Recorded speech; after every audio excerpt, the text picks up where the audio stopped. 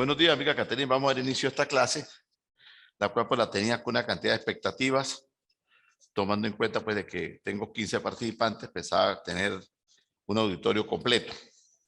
Pero bueno, ya queda discrecionalidad que cumplan o no cumplan con sus actividades académicas. Yo simplemente me enseño a dar las clases y posteriormente serán las respectivas evaluaciones. La materia, como les dije en el conversatorio de la semana pasada, es muy interesante. Y el pensum que la misma maneja, pues también yo le he modificado a lo que en realidad se debe aprender. ¿Por qué digo lo que se debe aprender? Porque es que no podemos irnos directamente a casación si no sabemos qué es casación. Nosotros no podemos sacar la cédula de identidad si primero no tenemos una partida de nacimiento, ¿verdad?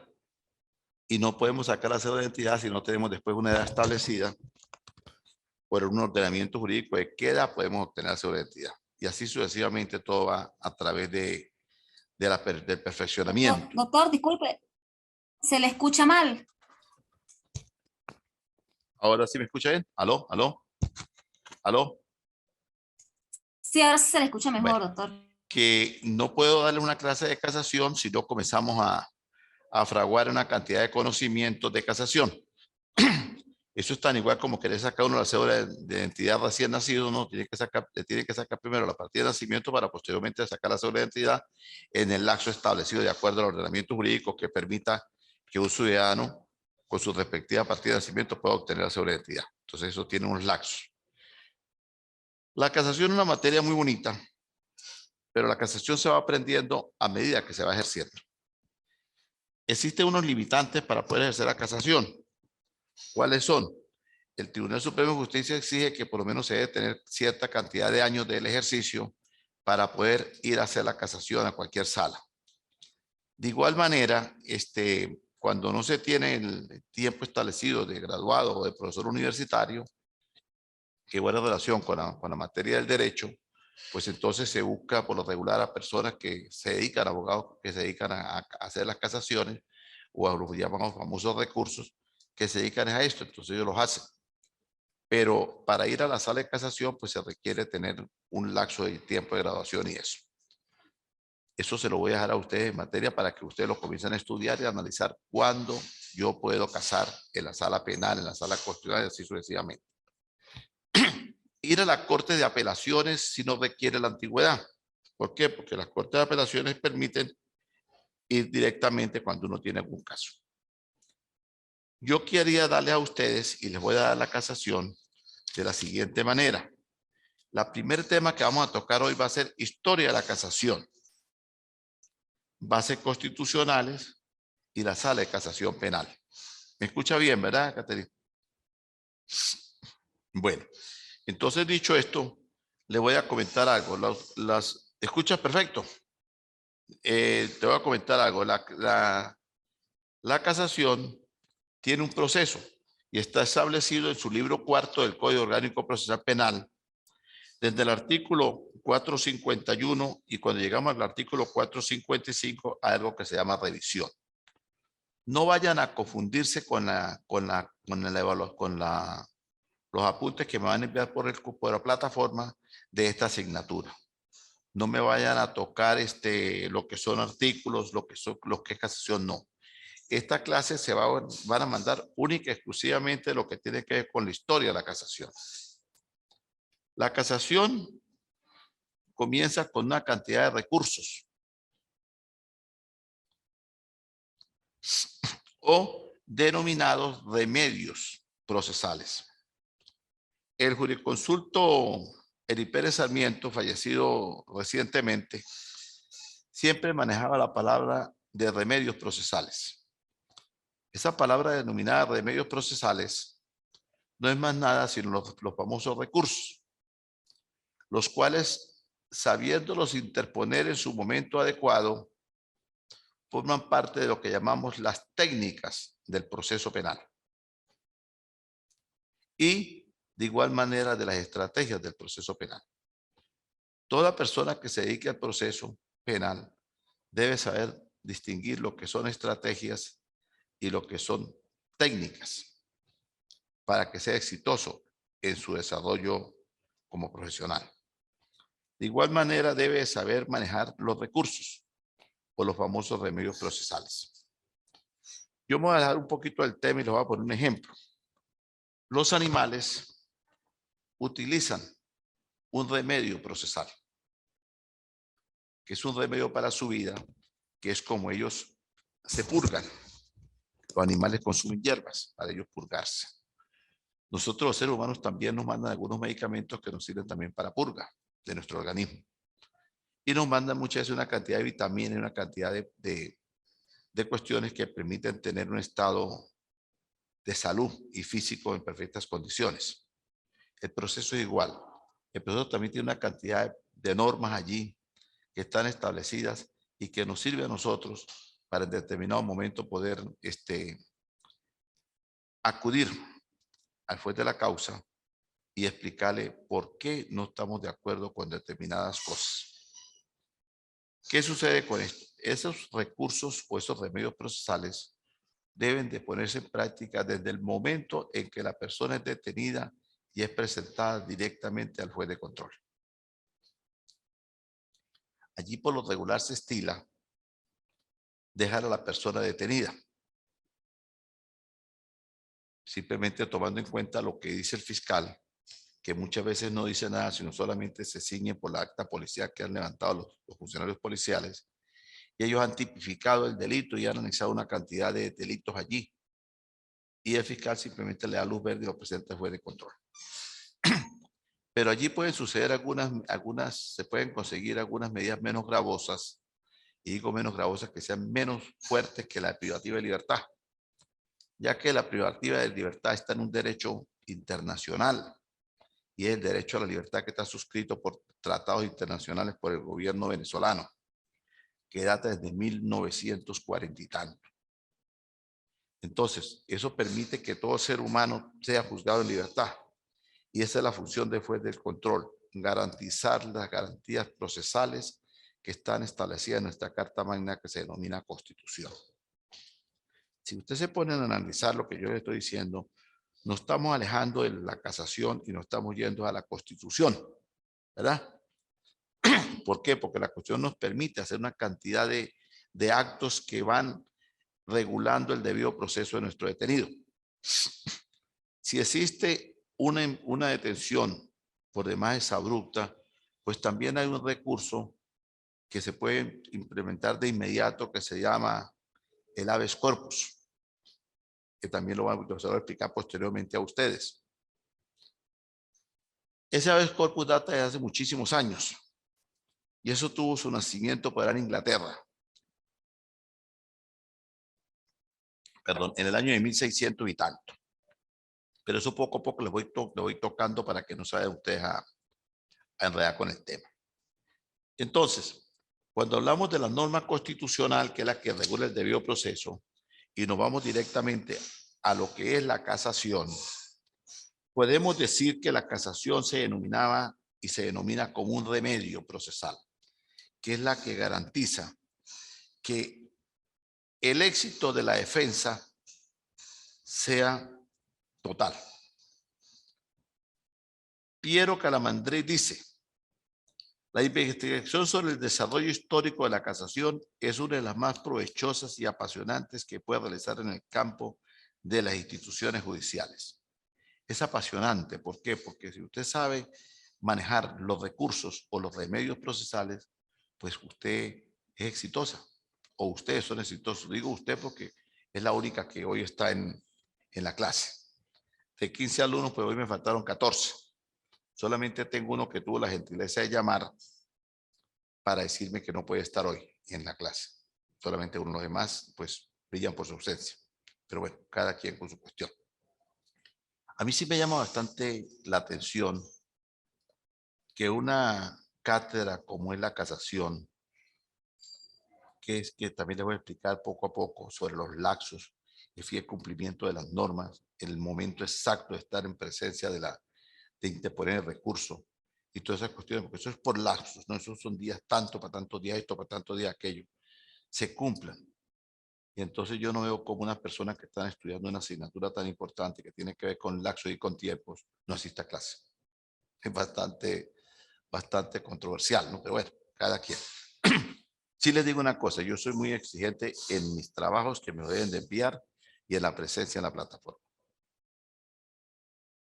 Y aprovecho la oportunidad para exigirles a los que van a entrar en plataforma, cuando bien tengan, que la presencia en plataforma, independientemente que sea directamente de su casa o de oficina de su trabajo, debe ser acorde con lo que está estudiando. Las damas deben de acudir a la plataforma con su respectiva chaqueta, con su buen vestido, pero por favor no me van a asistir en bata de dormir, porque son las 9 de la mañana, las 10 de la mañana, entonces se enfrenten con la bata de dormir. Y los ciudadanos deben de sentarse bien, correctamente ante la plataforma, con una chaqueta o una camisa bien presentados. Porque independientemente de que estemos en la casa, no se van a presentar en franelilla, por favor. Esto es una cátedra de derecho. Y de acuerdo a cómo nos formemos, vamos a ser profesionales mañana. Hay algunos que tienen quizás poco tiempo de graduados. Hay otros que tienen quizás mucho tiempo de graduados. Pero los que tienen mucho tiempo de graduados, yo les invitaría a que hicieran un análisis cómo han evolucionado. Y como me decía a mí un profesor hace muchísimos años, hay que tener ética, presencia, hay que tener caché. Y el caché se lo hace uno mismo. El estatus como abogado se lo hace uno mismo. Porque nuestra profesión, si se quiere, es una profesión que está un poco desprestigiada, casualmente por la cantidad de personas que no le dan el estatus de lo que es el abogado de la República. Entonces yo le exijo, por favor, que la presencia en la plataforma para las clases que yo dicto debe de ser consona con profesionales del derecho. Las damas bien presentadas, con un suéter, con una chaqueta o con un vestido que sea bien, pero no en bata de dormir, por favor. Y los caballeros también con un saco, de repente corbatado, si no quiere puede ser corbata, puede poner un saco, poner una chaqueta, pero que yo vea frente a la plataforma a un abogado de la República. O de repente a otra persona que no es abogado, pero que por cuestiones de su carrera le permita hacer esta maestría, pues bienvenido sea también. Pero recuerde que somos profesionales. Si bien es cierto que pasamos por una universidad, la universidad nos dio unas herramientas para poder ejercer una profesión. ¿Cómo la vamos a hacer? Con la ética, con la moral, con la personalidad adecuada, que es nosotros mismos. Y eso va aquí. Entonces, por favor, yo les agradezco que eso suceda. De igual manera, les agradezco el fiel cumplimiento de las clases y el fiel cumplimiento de los trabajos. Los trabajos míos tienen un lapso para ser presentados. Esta actividad que estamos haciendo hoy, que se llama Historia de la Casación, que la estamos dando hoy 5-3, debe presentarse el trabajo el día 12. El día 12-3 debe presentarse en plataforma hasta las 6 de la tarde. O sea, hasta el próximo sábado, hasta las 6 de la tarde. El otro sábado volvemos a tener clase.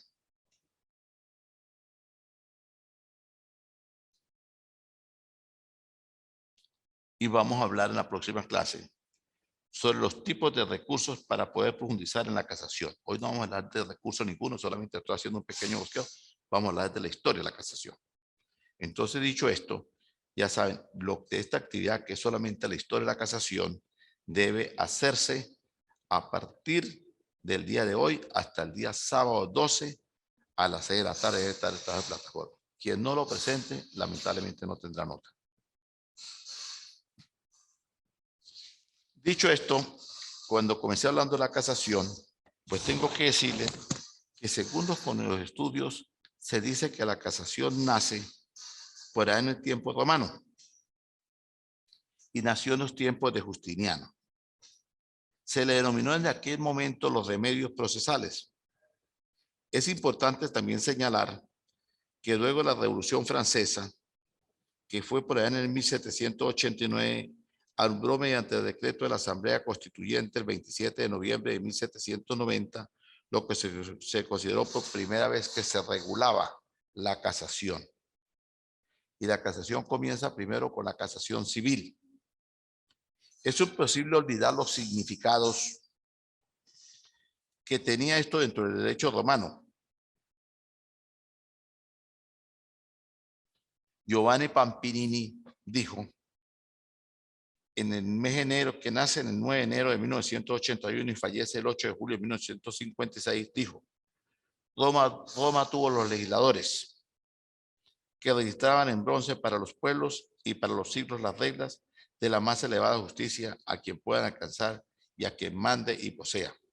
Por ello no es de extrañar que algunos autores vean el germen de la casación en una máxima romana. ¿Qué significa esto? La máxima romana indica, aquí está lo que indica la justicia y aquí está lo que nosotros podamos hacer.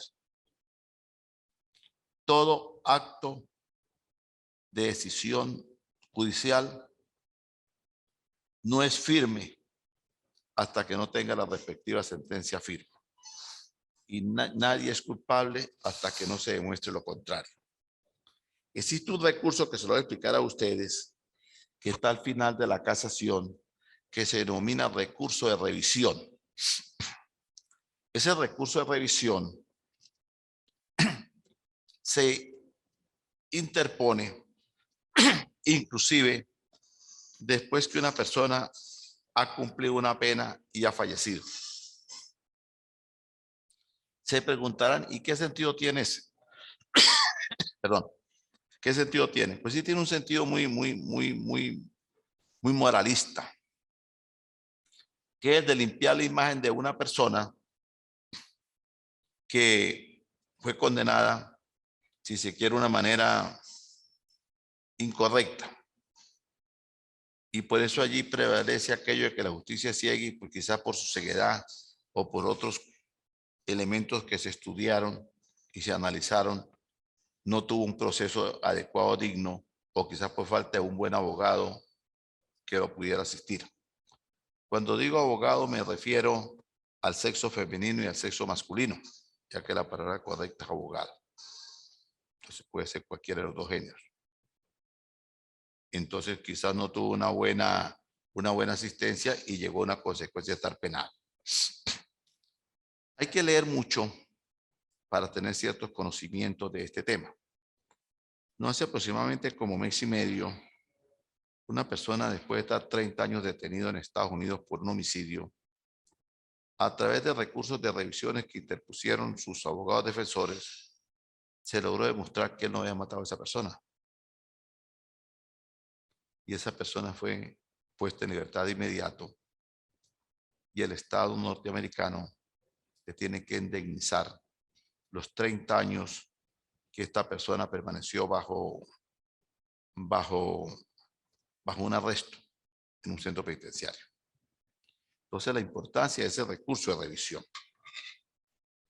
En nuestra constitución que nace en el año de 1811, ya comenzaba a funcionar lo que se llama la casación.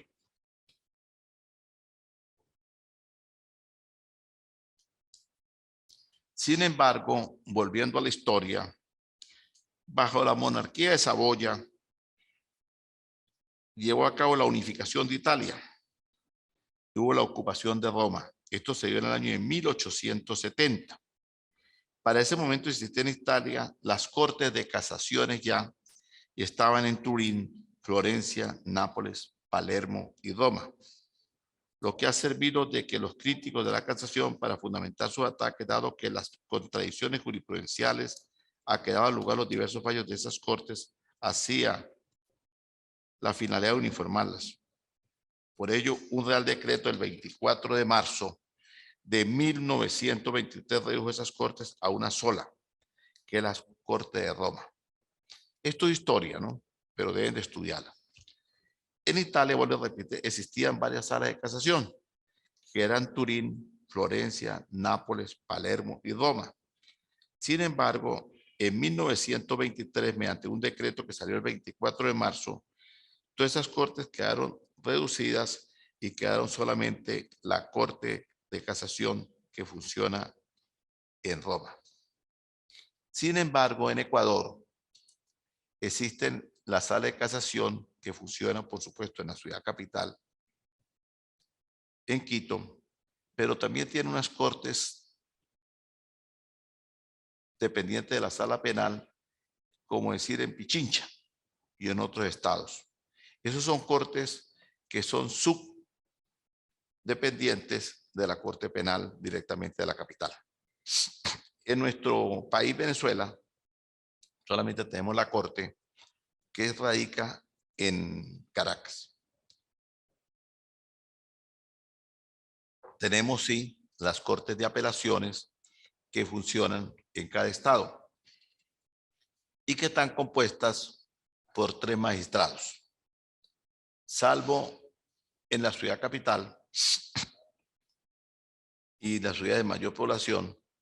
Por ejemplo, la ciudad capital tiene 3 cortes de apelaciones, que si no cae si uno no va a la corte 1, va a la corte 2, va a la corte 3, que creo que son demasiadas cortes cuando directamente en Caracas está la sala de casación penal. No pudiéramos profundizar ahorita en cómo van a quedar constituidas, porque deben de saber ustedes que ahorita está haciendo la reforma del Tribunal Supremo de Justicia, y de 32 magistrados que tenemos actualmente, pues se van a establecer, creo que son 20 y tantos. Se va a reducir el cupo de magistrados. Mi criterio personal como estudioso del derecho, pues creo que no es muy beneficioso reducirlos, porque esto no va a evitar un gasto burocrático. Porque yo digo una cosa, si tenemos tanto hacinamiento de expedientes con 32 magistrados en la corte, en la sala penal, perdón, en el Tribunal Supremo de Justicia, ¿cuánto iremos a tener con 20 magistrados? Porque la cantidad no indica el volumen, indica el funcionamiento. Y yo creo que todas estas cuestiones que se hacen van en detrimento de la justicia en vez de actualizarla y modernizarla. No con esto estoy diciendo que estoy de acuerdo con lo que funciona con el criterio de los magistrados que están allí, porque no lo dice Omar Martínez, lo dice la misma comisión que va a designar a los futuros magistrados. Y en esto voy a sacar un resumen que yo lo leí. Hay magistrados en el Tribunal Supremo que no reúnen ni siquiera las condiciones para ser magistrados. Porque para ser magistrado de la República, del Tribunal Supremo, se requiere tener una cantidad de requisitos. Se dice que debe tener 15 años de graduado, del ejercicio, o si no tener menos años de graduado, pero tiene que tener una labor docente como académico en el área del derecho. Se dice que debe tener especializaciones de la materia de la sala que corresponda. Si es civil, puede ser un especialista en derecho civil, si es administrativo, en derecho administrativo, si es electoral, si es penal. Y pare usted de contar toda la cantidad de derechos que existe, de ramas del derecho. Tampoco lo tienen. Entonces, hay algunos que son magistrados con menos tiempo, con 6 años, 7 años graduados, y ni siquiera tienen las especializaciones. Entonces deja mucho que desear de decir, pues, de aquella cuestión cuando de repente alguno de ustedes va a interponer un recurso político, usted no tiene los 15 años de ejercicio del derecho. O usted no tiene los 5 años del ejercicio, perdón, 5 años que son los míos que exigen. No tiene los 5 años del ejercicio del derecho. Pero el momentico yo tengo 4 años, voy a decirlo mentalmente, ¿no? Yo tengo 4 años y tengo especialización y tengo maestría. Porque se ha dedicado a prepararse. Claro, cumpliendo con los horarios de clase, ¿no? Yendo a clase, y como sea, pero cumple. Bueno, yo no, a mí me ponen un intervalo aquí porque tengo 4 años y resulta que el magistrado que me está echando el escrito hacia atrás porque no tengo ese laxo, no tiene los 5 años de graduado y no tiene ni siquiera una especialización. Y no solamente suele suceder en el derecho. Yo hace por allá como unos 18 años tuve un caso de asistir a una docente aquí del estado Táchira ante el Ministerio de Educación. Y entonces yo asistí a entre lo que yo asistía había una señora que tenía doble título de licenciada de educación. Ella se había graduado con una especialización, creo que era matemáticas por la ULA, y tenía otra aquí por la Católica, otra especialización, que era otro tipo de rama de la educación que había estudiado, porque tenía 2 títulos de licenciada, tenía doble maestría y tenía doctorado. Y el director del liceo donde ella estaba de broma tenía el título de licenciado. Entonces uno se pone, bueno, ¿cómo es eso, no? Que más estudia tiene que estar más abajo que el que no tiene estudio. Pero bueno, son cuestiones que pasan. ¿Por qué pasan? Porque resulta que aquí como que no se le da cumplimiento a lo que debe ser. Y estoy tocando estos temas para que ustedes sepan más o menos cómo es la parte del derecho. En otros países iberoamericanos, para ser magistrados de la República, se les exige ser doctores. Tienen que tener título de doctores. Y aquí en Venezuela no. Aquí se exige, pero no se cumple. Entonces, cuando no se cumplen las normas, dentro de las máximas jerarcas del Poder Judicial, ¿qué se puede esperar de las normativas de los que estamos más abajo? Nuestro Código Orgánico Procesal Penal, y todo esto es materia de casación, lo que estoy dando, nace por ahí en el año de 1998. Comienza por allí su vigencia en el 99 y va saliendo y va llegando hasta el 12 de junio del 2012, cuando tuvo la última modificación, salvo esta que le hicieron el año pasado. Eso conlleva que ha tenido ya 7 modificaciones. Hay 7 modificaciones en el código. Cuando el Código Orgánico Procesal Penal nació con una cantidad de beneficios y de garantías constitucionales para los detenidos. Y nació con la participación de la sociedad, porque existieron aquellos tribunales mixtos llamados los escabinos. Pero el Estado no estaba preparado como tal para darle la legitimidad, la seguridad y también la investidura al escabino que iba a ser juez de determinado juicio. No había ninguna seguridad. No había una sala especial donde estaba el escabino. Entonces muchas veces llegaba el escabino al tribunal y tenía que estar enfrente de la persona que iba a ser juzgado, que iba a ser sentenciado, que iba a ser absuelta allí junto con él. Sí. O muchas veces con los mismos familiares del imputado o imputada allí en los pasillos. Ya no había seguridad. Total que eso decidieron modificarlo, después modificaron los laxos, después modificaron aquello, y fueron modificando, y fueron desmembrando el Código Orgánico Procesal Penal, que luego de hacerlo más partícipes, fueron haciendo más controversial y menos operante. Y fueron adaptándolo a una normativa que yo lo quiero de esta manera, y de esa manera fue que quedó. Ahora se le ha hecho una modificación donde se habla de algunas cuestiones que se deben de cambiar los laxos de las audiencias, que la persona en el momento de ser detenida debe tener derecho a ser oído por un abogado que él va a nombrar de defensor de inmediato, debe tener derecho a llamar a un familiar al momento que es llevado al sitio de detención y al cuerpo policial que lo detenga, y debe de tener una audiencia no mayor de 48 horas, y de ser posible en el tiempo, deberá posible menos de 15 días de tener la audiencia. Y los que tienen que ir a juicio, pues también debe ser rápidamente escuchados, oídos y todas esas cuestiones que aparecen allí en la reforma que se hizo el código. Estoy comentando esto porque de repente, bueno, ¿y qué tiene que ver esto con casación? Pues sí tiene que ver. Cuando comencé la clase le dije que había por allá un recurso que se llama habeas corpus, ¿verdad? Y le dije que había unos remedios. Entonces tienen desde el momento que tengan la persona, usted tiene y lo designan a usted como abogado, tiene que comenzar a preparar el remedio. Es lo importante, ¿no? Comenzar hay que ir preparando el remedio. Esto es como un cuentico para que ustedes vayan tomando más o menos minutos, poniendo lo que es feo y lo que es bueno, para que vayan aprendiendo. Pero resulta que eso es mentiras.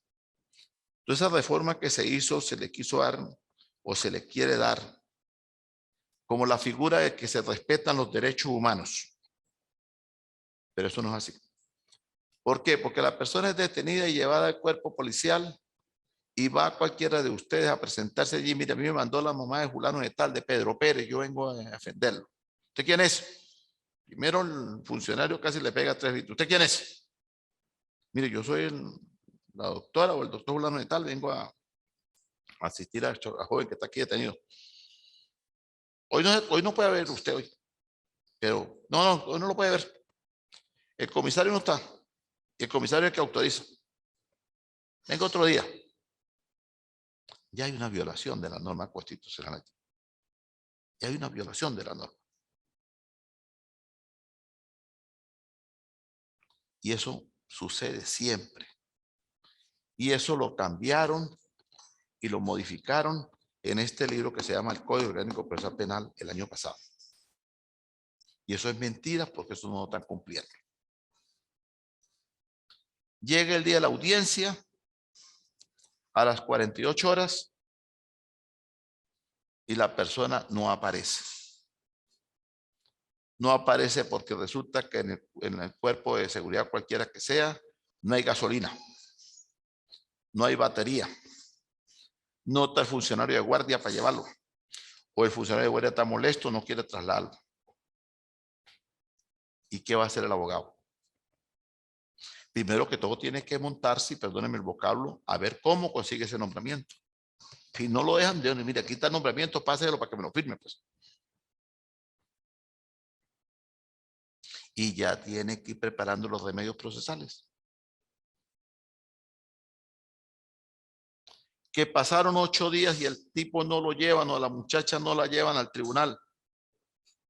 Entonces hace ratico le hablé de algo que se llama el recurso de habeas corpus. Entonces Omar Martínez, la próxima clase le va a explicar qué es eso y con qué se come eso.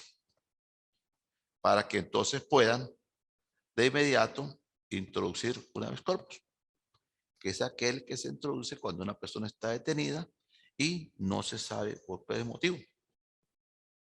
Porque primero, como abogado, no me han permitido hablar con él, y segundo, el muchacho ni siquiera, o la muchacha ni siquiera, o el señor o señora ni siquiera le han permitido hablar con su familia. Y en muchos casos son detenidos y ni siquiera se saben dónde los tienen. Que es un secuestro hecho por los cuerpos de seguridad y que violenta las normas establecidas dentro de la Constitución y que violenta los tratados internacionales, como es el derecho a la información y el derecho a la libertad de las personas.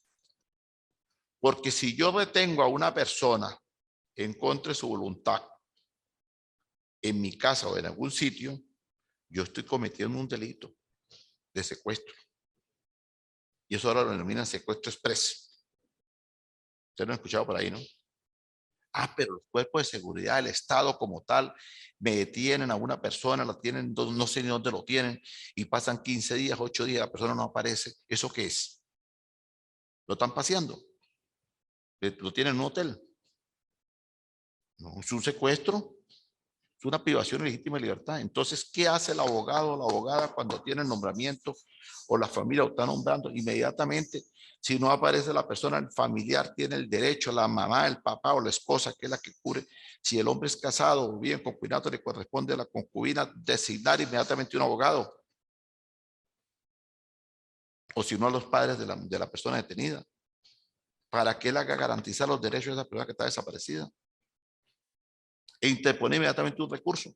Pero si no sabe, y si se escribió para ver casación y tampoco viene a clase,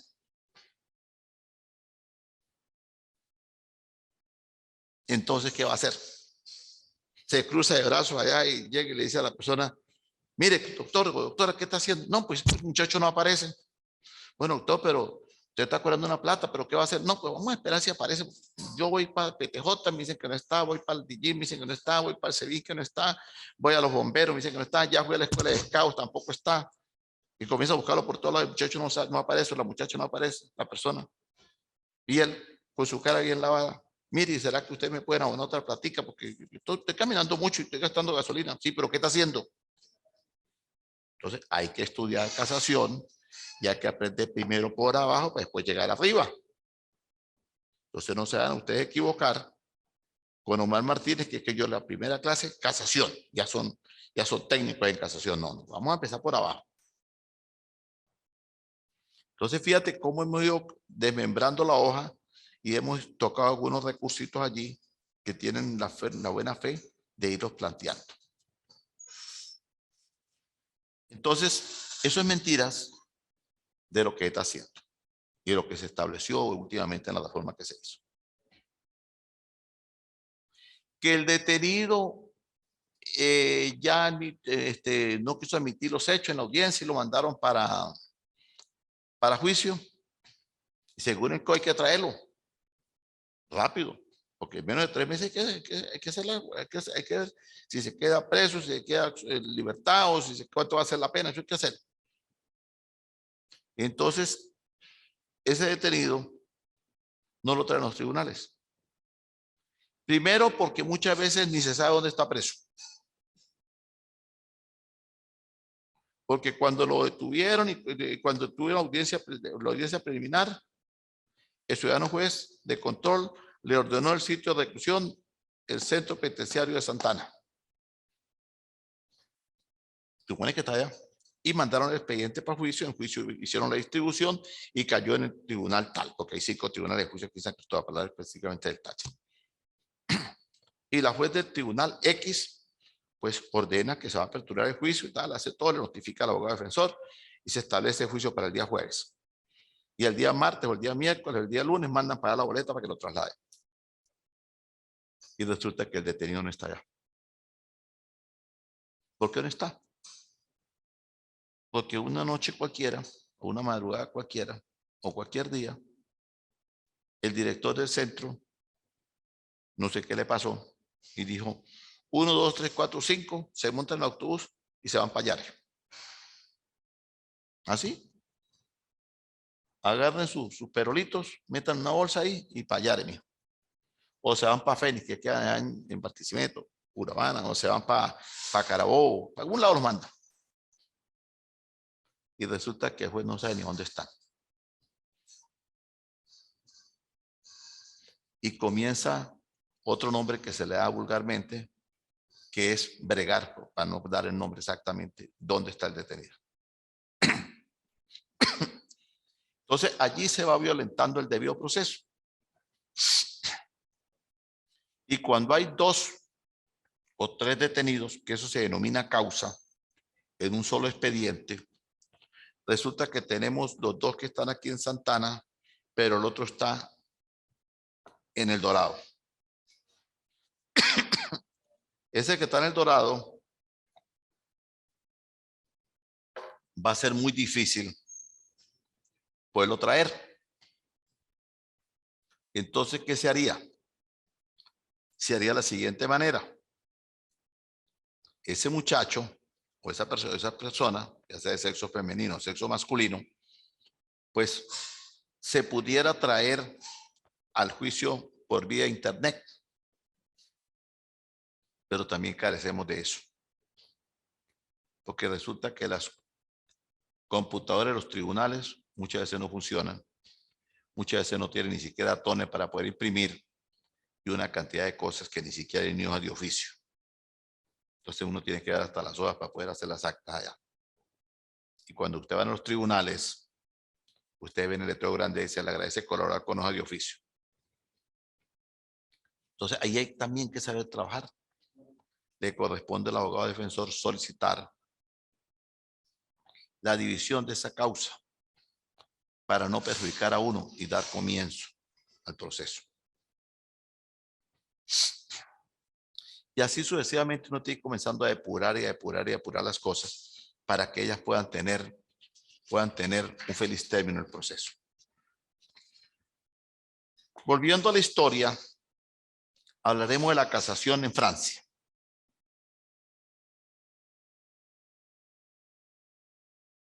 Por eso les comentaba a ustedes que en Italia se hizo en el año por decreto el 24 de marzo de 1923 que se terminaron las cortes y se estableció una corte, una sola corte. En Francia se aprobó en 1942 y en el año de 1950 que responde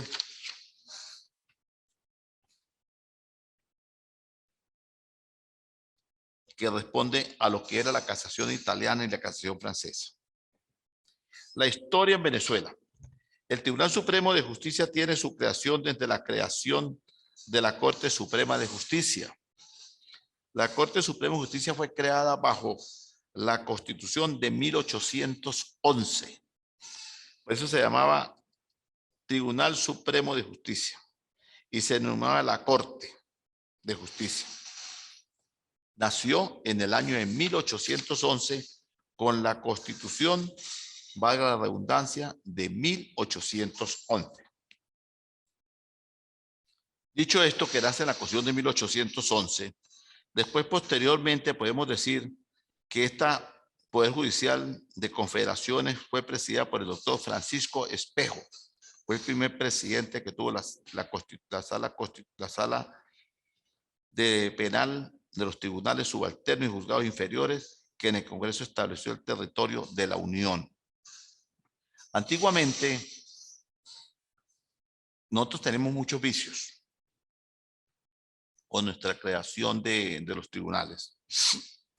Y hasta hace poco, yo diría que por ahí unos 20 años atrás, existían, y va a sonar fuerte lo que voy a decir, jueces municipales que no tenían título de abogados. Ir a un municipio, había un juez de municipio y no era abogado. Era una persona que ha comenzado a trabajar allí en el tribunal desde unos 18 años y ya hacía los mandados y después comenzó a llevar los libros y cuando llegó a tener 30, 40 años por lo nombraron juez. Y existían personas que no tenían títulos y eran abogados, eran jueces. Y para el año de hace 20 años atrás, estamos hablando por ahí en el 70, en el 60, había muchísimos abogados en Venezuela. Pero fíjense ustedes que la conversación que yo tengo amena, porque la clase conmigo, con ustedes, no es una clase, es un conversatorio. Porque yo no puedo tener una clase con personas que son profesionales, igual que yo. La puedo tener, cómo no, para enseñarles. Pero trato de darnos cada quien el estatus que cada quien merece. Entonces hago un conversatorio donde yo trato de nutrir con un poco de ideas que yo he leído y que tengo en mi mente para que ustedes escuchen, analicen y de repente también en el ciclo de preguntas y de respuestas, ustedes también puedan dar sus criterios y se llame aquello que llamamos la lluvia de información. Es la forma más andragógica de aprender cuando es clase de adultos, ¿no? En el buen sentido de la palabra. Entonces, si vemos magistrados que no reúnen los requisitos fundamentales para ser magistrados, pues vemos que esto nace en tuerto desde un principio. Porque ¿cómo vamos a tener jueces que no eran abogados? Y registradores que tampoco eran abogados. Y notarios que tampoco fueron abogados. Y sin embargo se jubilaron como si fueran abogados. Y existieron. No sé si alguno de ustedes, pues, de acuerdo a las edades que tengan, pudieron haber apreciado esto. Por lo menos en Seboruco existía un tribunal y la persona no era abogada. Después entonces lo cambiaron y entonces trajeron solamente el juez de la Grita. Y el juez de la Fría tampoco era abogado. Y así sucesivamente hay muchos que no eran abogados. Y en aquel entonces esos jueces tenían la competencia completa. Porque ya inclusive la parte penal, ¿no? Porque estaba en vigencia del Código de Enjuiciamiento Criminal vigente. Que prácticamente el que decía todo el juez. Y yo no entiendo cómo la persona decía juez cuando el fiscal de repente sí era abogado y de repente el comisario de la PTJ o el comisario de la policía era abogado, pero resulta que el señor juez no era abogado. Entonces vaya usted a ver tremendo entuerto que nosotros tenemos. Pero ¿por qué sucedía eso? Por la apatía de nosotros mismos como abogados. ¿Por qué que nosotros algunos se caracterizan por ser muy folclóricos? Solamente tener el título de abogado en la cabeza para que le digan doctor, pero no hace valer sus derechos. Y los colegios de abogados como tal, para aquel entonces, pues no exigían la presencia, la autonomía como corporación de afiliación de un grupo de profesionales para que eso se valiera lo que tenía que ser. Y entonces eso sucede también actualmente. Porque a nosotros pareciera que como abogados no nos importa cómo se modifican las leyes, qué se hacen las leyes, qué está haciendo, cómo se está haciendo. Yo hasta el día de hoy no he visto un pronunciamiento de ningún colegio de abogados de Venezuela que haga una crítica sana, no crítica política destructiva, no, sino una crítica sana donde no se ha establecido que la reforma del Código Orgánico Procesal Penal del año 2021 no ha servido absolutamente para nada porque eso no está en práctica. Se sigue manejando el mismo procedimiento y esa modificación que se hizo el código es simplemente una letra muerta. Una letra muerta. Entonces, mientras que nosotros tengamos la vocación de hacer valer los derechos nuestros como profesionales, pues no vamos a hacer valer los derechos de nadie. Y por eso somos tan criticados muchas veces. Porque ¿quiénes somos los garantes del cumplimiento de la justicia? Nosotros como abogados. Nosotros como abogados somos auxiliares del Poder Judicial. Y pareciera que manda más un alguacil, cualquiera para los tribunales, hasta el señor que está con el palito de afuera parando los carros, que los mismos abogados. ¿Por qué? Porque es que todos nos preocupamos. Vivimos la vida por vivirla. Entonces, pues, las cosas no solamente vienen ahorita mal, la cosa viene mal del principio. En 1830 se estableció la Corte Suprema de Justicia formada por 5 miembros denominados ministros con carácter vitalicio, que serían propuestos por el presidente de la República, la Cámara de Representantes y por el Estado del Senado. La Constitución de la Gran Colombia de 1821 sigue el mismo sistema de la Constitución de 1819 de Angosturas. Fíjate, en la Constitución de 1830 de carácter ya centralista, de la Corte Suprema de Justicia integrada por ministros, manteniendo el mismo sistema de elección de 1819. Esto tiene que ser muy puntuales con estas fechas. Yo solamente estoy haciendo un pequeño bosqueo para que ustedes investiguen. Que trabajo de investigación. Ponen mucha atención. Todo eso que les he explicado de las leyes y las normativas es para motivación de ver cómo podemos hacer para poder querer nuestra profesión. Y ver la cantidad de vicios que existen y toda esa cantidad de cosas que se están haciendo con el código que no se está cumpliendo. Porque uno tiene que saber dónde está parado para poder ir.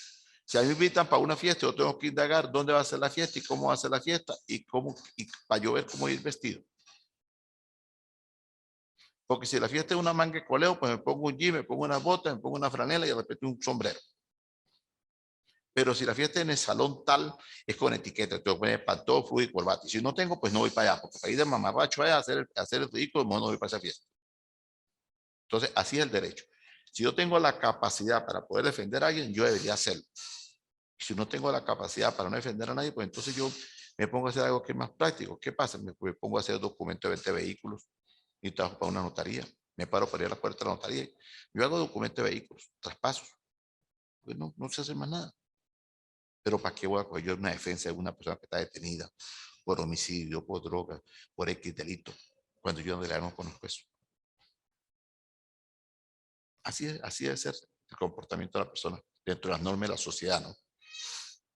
Continuamos. En la Constitución Federal de 1830 fue creada con un carácter centralista y así sigue manteniendo la Corte Suprema de Justicia, la cual estaba integrada por los mismos ministros con que fue electa en 1819 la Constitución. Yo dije que había pasado en 1819 ya. En la Constitución Federal de 1860, sancionada luego del triunfo de la Guerra Federal, establece el sistema federal y se crea la Alta Corte Federal. Ya se le quita el nombre de Corte Suprema de Justicia y se llama Alta Corte Federal, integrada por 5 miembros, los cuales fueron electos por el Congreso y propuestos por las legislaturas de los estados. A tal fin, la legislatura de cada estado debería presentar al Congreso una lista de número igual al de las plazas que deberían proveerse. La Corte fue creada en 1864 y tenía sus funciones de casación, pero en 1876 el Congreso de la Unión sancionó por primera vez la Ley de Casación Nacional. En el año de 1876, el Congreso de la Unión sancionó por primera vez, la Ley de Casación Nacional. Ya en la Constitución de 1904, se fusionaron ambas cortes bajo el nombre de la Corte Federal y de Casación, calificado del Tribunal Supremo de la Federación de los Estados, integrado por 7 miembros denominados vocales y elegidos por el Congreso de la Constitución. Y allí siguieron las constituciones de 1909, 1914, 1922, 1925, 1928, 1929, 1931 y 1936. Se sigue manteniendo en todas estas constituciones la misma función que ya estaba establecida y que yo se la leí a ustedes con anterioridad. Si bien la reforma parcial de la última constitución efectuada en 1945 elevó a 10 el número de miembros de la Corte Federal y de Casación, ya no eran 5, ya no eran 7, ya eran 10. El 23 de enero de 1961 se dicta una nueva constitución en la cual se funcionan las 2 cortes federales y de casación y se constituye la Corte Suprema de Justicia. Esa es la famosa constitución que data desde 1961 para acá y que le dieron el nombre de la Corte, la constitución de punto fijo y el punto fijismo, y bueno, todas esas cuestiones que se le han denominado. Pero si ustedes se ponen a ver, esa nace en 1961, 23 de enero, y resulta que duró hasta 1900 y tanto, casi ya llegando al 2000. Es la cuestión que más ha llegado, porque si ustedes ven la lectura que yo les di, la de 1909, 2000, la 14, la 22, la 25, la 28, la 29, eso eran cada 2, 3 años que la cambiaban la cuestión. Esta del 61 duró muchísimo. Sin embargo, el 14 de agosto de 1999 se instala la Asamblea Nacional Constituyente para redactar una nueva constitución, pero es en noviembre de 1909, a pocos días de redactada, y el concluir la Asamblea Nacional Constituyente eliminó la Corte Suprema de Justicia. Una vez montada la nueva constitución del año de 1999, se elimina la Corte Suprema de Justicia y se da paso a la institución que se denominará hasta el día de hoy el Tribunal Supremo de Justicia. Y le dan la autonomía financiera y la funcionalidad y la división en 6 salas. Nuestro Tribunal Supremo de Justicia tiene 6 salas. Es bueno que sepan eso.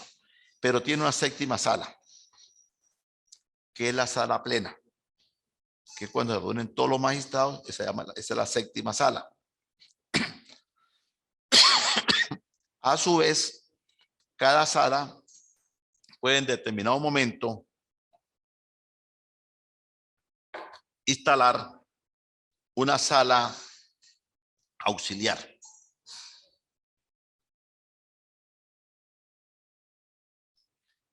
Para saber cómo funciona el Tribunal Supremo de Justicia, pues ya sabemos que tiene 6 salas, que tenemos 32 magistrados. No sabemos,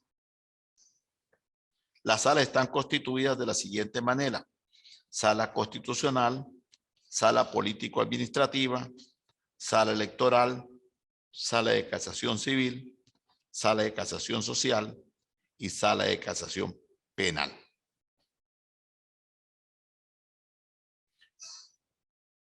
La sede del Tribunal Supremo de Justicia se comenzó a construir el 4 de enero de 1982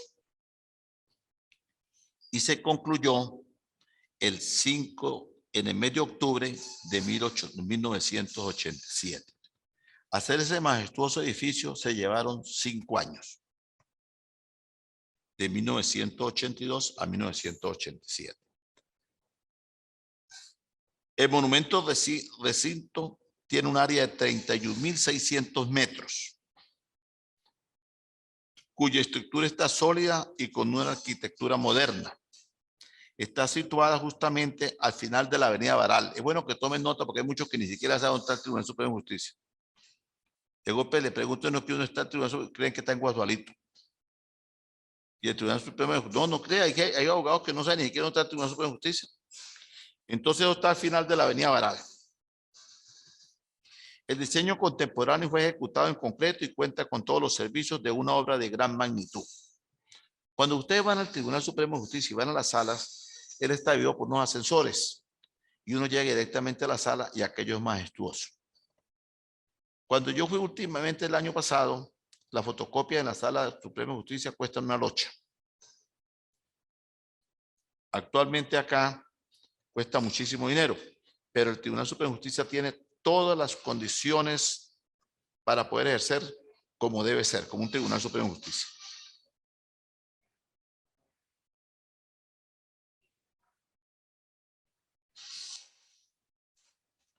¿Qué hace el Tribunal Supremo de Justicia? El Tribunal Supremo de Justicia es la dirección, el gobierno y la administración del Poder Judicial. Es la inspección y la vigilancia de los tribunales de la República de Venezuela y las defensorías públicas. Igualmente le corresponde la elaboración de su propio presupuesto y del presupuesto del Poder Judicial. Declarar si hay o no méritos para el enjuiciamiento del presidente de la República y en caso de ser afirmativo, continuar conociendo de la causa con previa autorización de la Asamblea Nacional. Declarar si hay o no hay méritos para el enjuiciamiento del vicepresidente ejecutivo, diputados de la Asamblea Nacional o del propio Tribunal Supremo de Justicia. Dirimir las controversias administrativas que sean susceptibles entre la República o algunos estados, municipios u otros de la República. Declarar una realidad total o parcial de los reglamentos y demás actos administrativos del Ejecutivo Nacional cuando sean procedentes. Conocer de los recursos de interpretación sobre los contenidos de los alcances. Dirimir los conflictos de competencia entre tribunales, sean ordinarios o especiales. Conocer los recursos de casación y los demás que establezca la ley. Entonces, la tarea a presentar por ustedes es la historia de la casación. Deben hacer un trabajo no menor de 12 páginas donde me van a dejar puntualmente allí lo siguiente: la historia de la casación, las bases constitucionales, me pueden hablar desde Justiniano hasta pasando por la Revolución Francesa, las cuestiones de Italia, y posteriormente llegamos a Venezuela y comenzamos desde la cuestión de 1811 hasta la de 1999. Me van a hablar también del Tribunal Supremo de Justicia, cuántas salas tienen, cómo está dividida cada sala, y de igual manera las atribuciones y la independencia que tiene el Tribunal Supremo de Justicia como un órgano independiente del Poder Ejecutivo, y el poder Judicial lo maneja directamente el Tribunal Supremo de Justicia. Tiene que ver por la designación de designación y sanciones que tenga que ver con los jueces de la República. O sea, todas las atribuciones del Tribunal Supremo de Justicia, cuántas salas tiene, dónde está ubicado, cuándo se construyó la sede, toda la historia del Tribunal Supremo de Justicia y toda la historia de la casación. Dicho esto, el próximo sábado, el próximo viernes les indicaré si tienen clase presencial o tienen clase virtual, asincrónica. El trabajo deben de presentarlo para el día sábado, máximo 6 de la tarde. Gracias a la señora Caterín por su presencia, le agradezco por su gentileza y bueno, nos seguiremos viendo. Feliz día. Gracias, doctora, a usted.